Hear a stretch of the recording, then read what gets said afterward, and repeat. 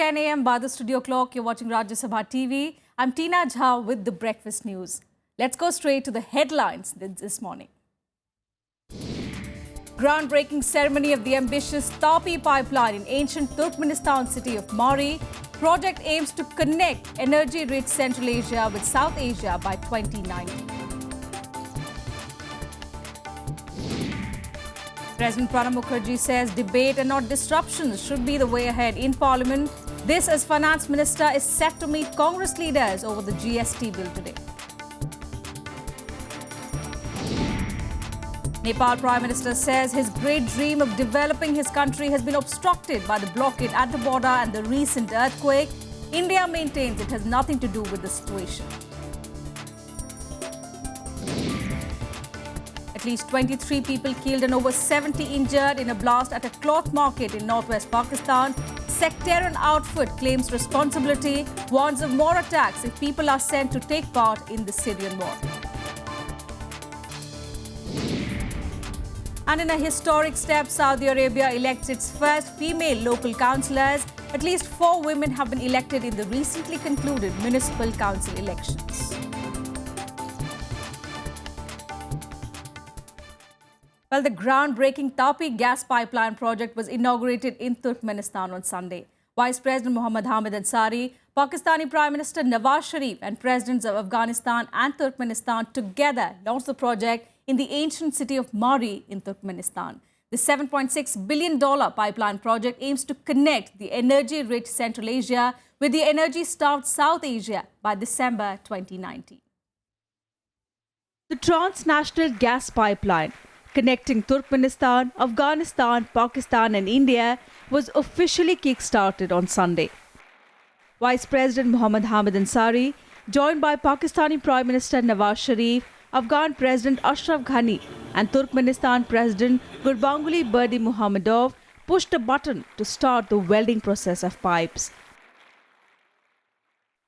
All 4 leaders later signed the pipe and a document which was put in a capsule and placed under the ground. Mohammad Hamid Ansari termed the project a reflection of desire to the old legacy.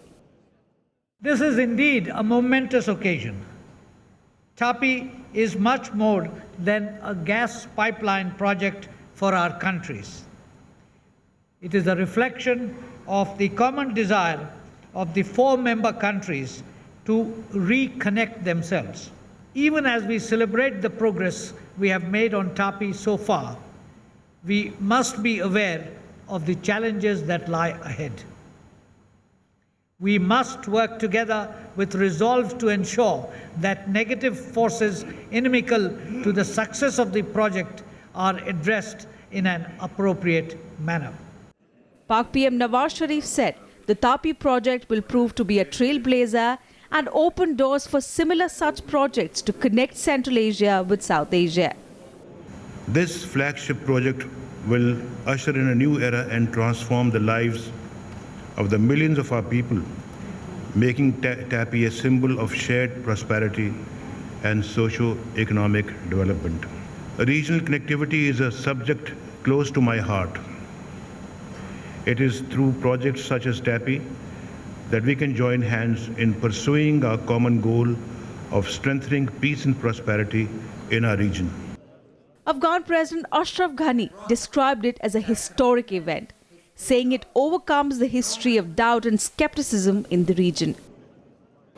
For decades, there has been talk of this project. Today, we are showing that we are determined to make our vision a reality.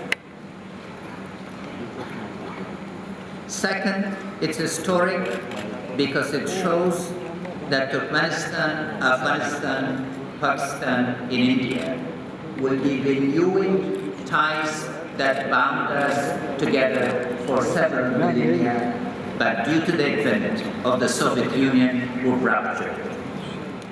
The landmark Tapi pipeline project will have a capacity to carry 90 million standard cubic meters of gas per day for a 30-year period. India and Pakistan would get 38 million standard cubic meters, while the remaining 14 million standard cubic meters will be supplied to Afghanistan. In all likelihood, the project will be completed by 2019. welding process for this ambitious pipeline between Turkmenistan, Afghanistan, Pakistan and India has finally begun. But it is still a long way before the gas is finally delivered in India. With cameraman Saroj Kumar Das, Krishnanand Tripathi, Rajya Sabha TV, Mari, Turkmenistan. And back home, President Pranab Mukherjee has said that Parliament should function through debate and not through disruptions. Delivering the keynote address in memory of former Prime Minister Jawaharlal Nehru at the Calcutta University on Sunday, the President said there should be debate, dissent and decisions instead. The President's comments assume significance since the winter session of Parliament enters its penultimate week with crucial legislations like the GST hanging in balance.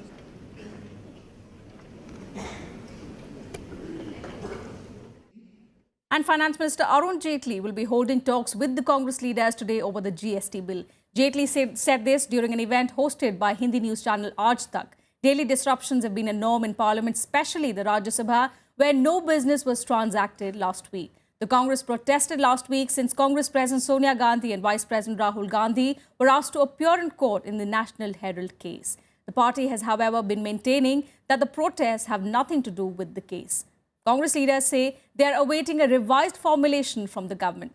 The centre says it has been provided to senior leaders already in the party. There were hopes of the GST sailing through after the meeting between Prime Minister Modi and Sonia Gandhi and Manmohan Singh. The Congress has raised three main objections to the bill. इन्होंने कहा revenue neutral rate 18% हो, तो हमने जो expert committee बिठाई थी उन्होंने कहा नहीं जी 15% होगा। अब वो 18% की आर्ग्यूमेंट गुल हो गई। अब कहने लगे कि नहीं 18% संविधान में लिखा हो।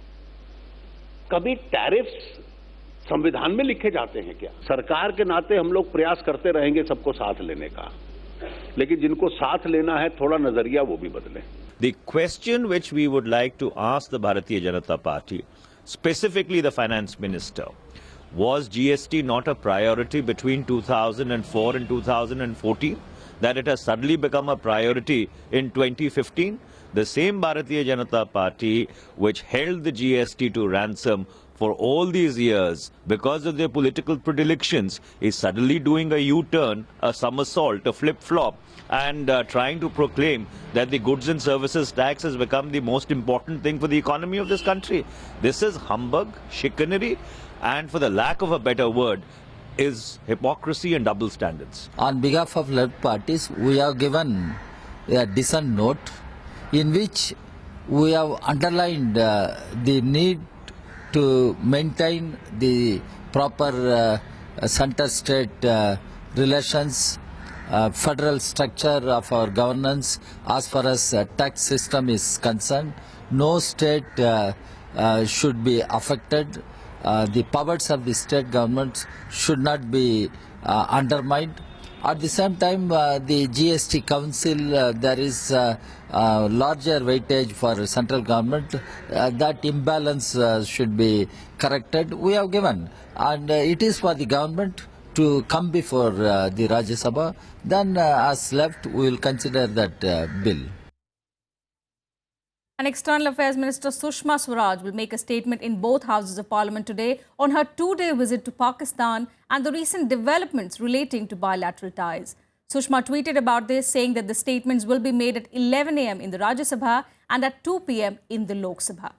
Breaking the logjam in their ties, India and Pakistan had on the 9th of December announced in Islamabad that they have decided to engage in a comprehensive dialogue that will include peace and security and Jammu and Kashmir.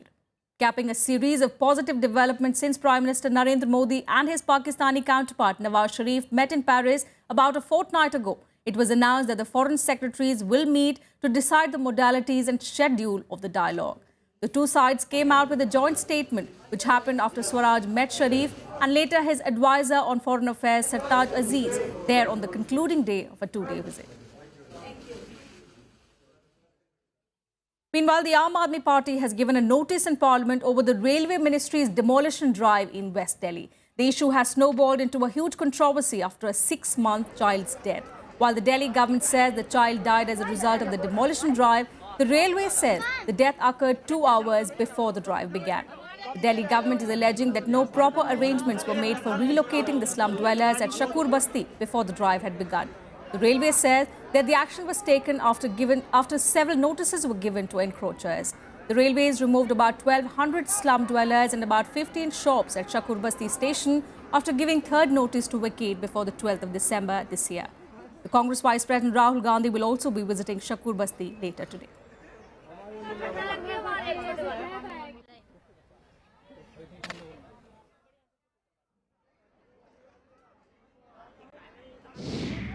झाड़ू छाप वाले की तरफ से हम लोग को खाने पीने का भी मिल गया, कम्बल उम्बल मिल गए हैं, लेकिन अभी तक व्यवस्था ये है कि ठंड में बच्चे को ठंड लग रही है। एक पन्नी में हम लोग कैसे गुजारेंगे, हम लोग को कोई व्यवस्था करवाई है। बच्चे हमारे नॉर्मी में 5 बच्चे हमारे पास और हम घर में थे नहीं, रुकियाँ तोड़ी नहीं, हमारा कोई भी सामान नहीं बचा। बच्चों के लिए आज इंतजाम है, आज उनको स्कूल भेजने के लिए कोई भी सामान नहीं है हमारे पास, क्योंकि तोड़ने दिया गया। मैंने 15 दिन पहले बताते हम लोग कुछ व्यवस्था कर लेते। ठंड इतनी है कि कोई भी एक कपड़ा नहीं है हमारे पास। Moving on, Prime Minister Narendra Modi will make his maiden visit to Kerala today. He will be in Kerala for 2 days, during which he would address the Combined Commanders Conference at INS Vikramaditya off the Kochi coast. After his arrival in Kochi, the Prime Minister will proceed to Thrissur to address a public meeting organised by the state BJP in the evening. On the second day of his visit on Tuesday, the Prime Minister will receive a Tri-Service Guard of Honour at INS Garud and inaugurate the Combined Commanders Conference at INS Vikramaditya. He will later proceed to Kollam to unveil a statue of R. Shankar, former Chief Minister of Kerala, at a function organised by SNDP Yogam. There is a controversy over this function, with its organiser not inviting Chief Minister Oommen Chandy.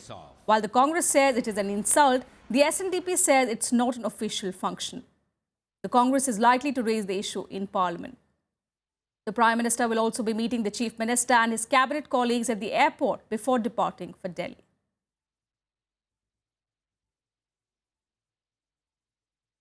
But leaders from around the world praise the Paris climate deal as a major leap for mankind. Almost 200 countries signed the historic pledge to hold global temperatures to a maximum rise of 1.5 degrees Celsius above pre-industrial levels. But many scientists and environment groups say it may not be enough. Here's more on the story. A day after the climate deal was reached in Paris, Prime Minister Narendra Modi joined world leaders in welcoming the historic accord that aims to hold global temperatures to a maximum rise of 1.5 degrees Celsius above pre-industrial levels. In a series of tweets, Prime Minister Modi said the agreement demonstrated the collective wisdom of world leaders to mitigate climate change. I also want to thank the people of nearly 200 nations, large and small, developed and developing, for working together to confront a threat to the people of all nations. Together we've shown what's possible when the world stands as one. I think it's a momentous occasion, and I'm delighted that the Australian government gave me a mandate that I could deliver upon here in Paris.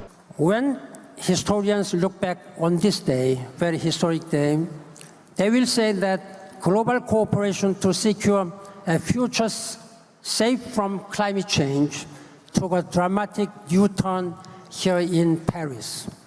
The agreement, partly binding legally and partly voluntary, will come into being in 2020.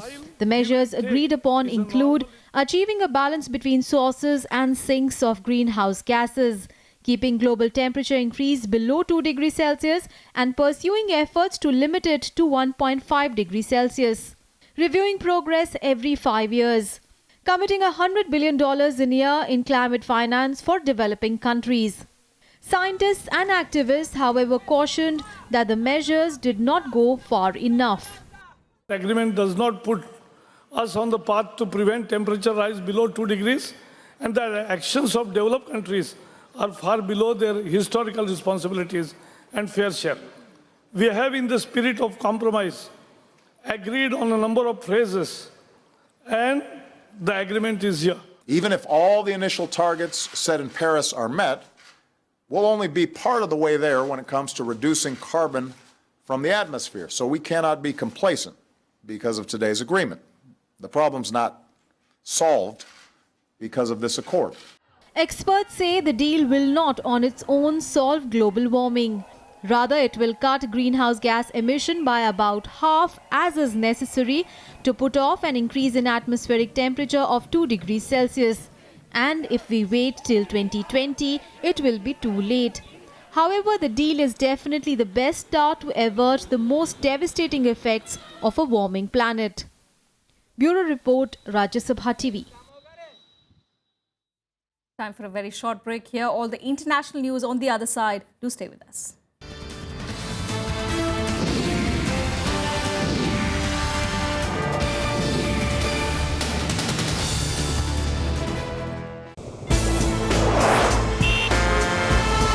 Tales that inspire, stories of social change.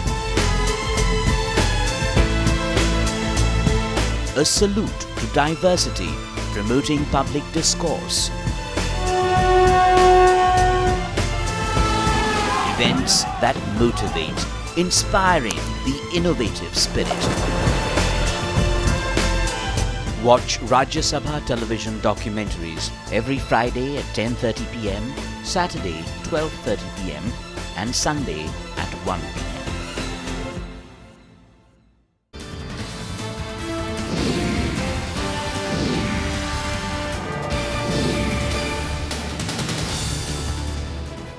Welcome back. You're watching Breakfast News. Now, Nepalese Prime Minister KP Sharma Oli has said that his great dream of developing Nepal has been obstructed by the blockade at the border trade points with India and the devastating April earthquake. He said that the loss as a result of the incidents was not only physical and economic, but would also have a deep social effect, which would take a long time to heal.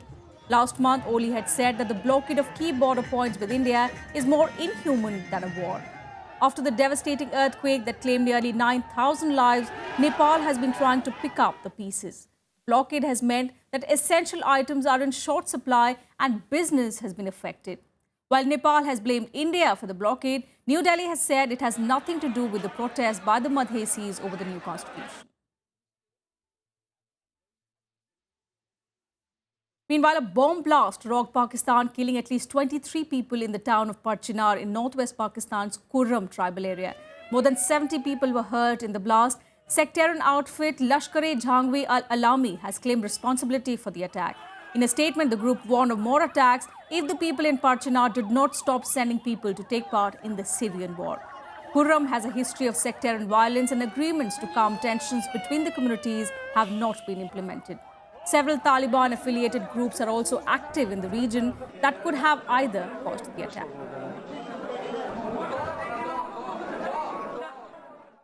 Well, Saudi Arabia has elected its first female local councillors in a historic step for a country where women are banned from driving and face routine discrimination. According to the state-run Saudi press agency, at least 4 women have been elected so far. Results from Saturday's municipal council elections indicated that there were about 17 female winners. These included 4 in Jeddah, 1 near Mecca, home to Islam's holiest site, and others in Tabuk, Asa and Qatif. The election was the first in which women could vote and run as candidates, a landmark step in a country where women are barred from driving and are legally dependent on a male relative to approve almost all their major life decisions. دليت بصوتي طبعا للإنسانة الكفؤ اللي تستاهل انها تكون تتميز بالشيء هذا اللي حصلت عليه لا عن طريق قرابة أو صداقة أو أي علاقة. I want to see the women to be more involved in every institution in the government and in the private sector. Okay, to be part of the planning, part of the execution, part of the performance, part of the evaluation. She has to be always there. More than 900 women ran for seats. They were up against nearly 6,000 men competing for places on 284 councils, whose powers are restricted to local affairs, including responsibility for streets, public gardens and rubbish collection. As a woman, I need some services, some needs in my neighborhood, like nurseries for long time. I need social centers for youth and retirement like this. So maybe the women can concentrate more than men in this needs. The decision to allow women to take part was taken by the late King Abdullah and is seen as a major part of his legacy. In announcing the reforms, King Abdullah said women in Saudi Arabia have demonstrated positions that expressed corrective opinions and advice. Before he died in January this year, he appointed 30 women to the country's top advisory Shura Council. من الدولة القادمة يحق للمرأة أن ترشح نفسها لعضوية المجالس البلدية.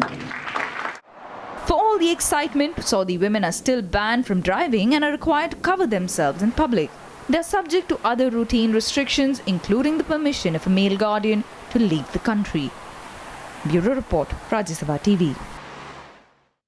Moving on to France now, the gates of power remain tightly closed in the country. Despite a significant lead in the first round of elections, France's far-right National Front has failed to make a mark in the second round. Early results suggest Marine Le Pen's National Front has not won a single region in the second round of elections. Nicolas Sarkozy's centre-right Republicans look set to win most seats ahead of the ruling Socialists. Tactical voting by socialist voters kept Le Pen's party out of power in its three main target regions, handing power to the Conservatives of former President Nicolas Sarkozy. Sarkozy's the Republicans and centre-right allies took 57.5% of the vote in the northern region against Le Pen's 42.5%. Acknowledging defeat, FN leader Marine Le Pen pledged to keep fighting. She said the result would not discourage the party's inevitable rise and the next fight would be for the presidential elections.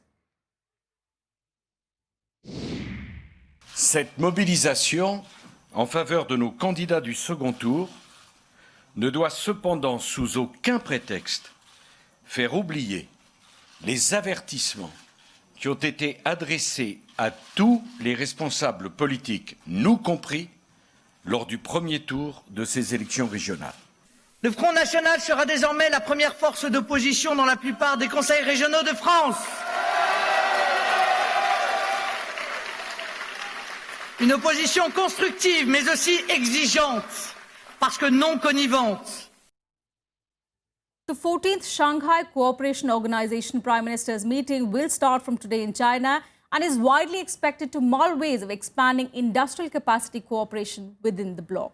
Minister of State for External Affairs General V.K. Singh will represent India at the meeting, which will also be attended by Pakistani Prime Minister Nawaz Sharif.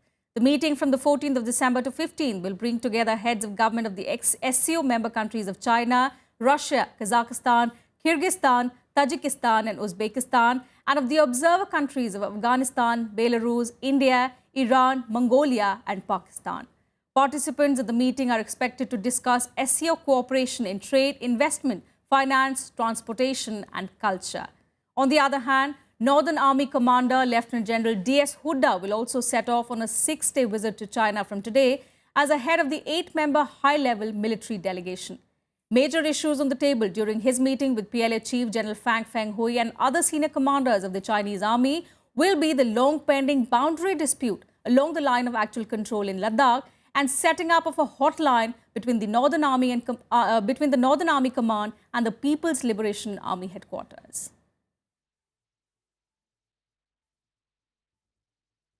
Now look at some other stories making news from across the world in World Wrap. An Australian teenager detained during raids in Melbourne in May has pleaded guilty to a terror-related charge. The 17-year-old boy admitted engaging in an act in preparation for or planning a terrorist act between 25th of April and 8th May this year. He will now face a committal hearing. Prosecutors have dropped 2 other charges against him. Russia has warned Turkey to stop staging provocations against its forces in or near Syria. Russia says one of its warships was forced to fire warning shots at a Turkish fishing boat in the Aegean Sea to avoid a collision. The Turkish vessel approached to 600 meters before turning away sharply. Moscow has summoned the Turkish military attaché over the incident. Ecuador and Sweden have signed a pact allowing WikiLeaks founder Julian Assange to be questioned at Ecuador's embassy in London. The agreement was signed in Ecuador after about 6 months of investigations. Assange took refuge in the embassy 3 years ago to avoid extradition to Sweden on charges of sexual assault. Britain has accused Ecuador of preventing the cause of justice by allowing Assange to remain in its embassy. thousands marched across several cities in Brazil to support impeachment proceedings against left-leaning President Dilma Rousseff. A congressional committee is considering her impeachment for allegedly violating budget laws to increase spending during her 2014 re-election campaign. But many Brazilians are more upset about a deepening recession and the Petrobras corruption scandal that has ensnared many in her party.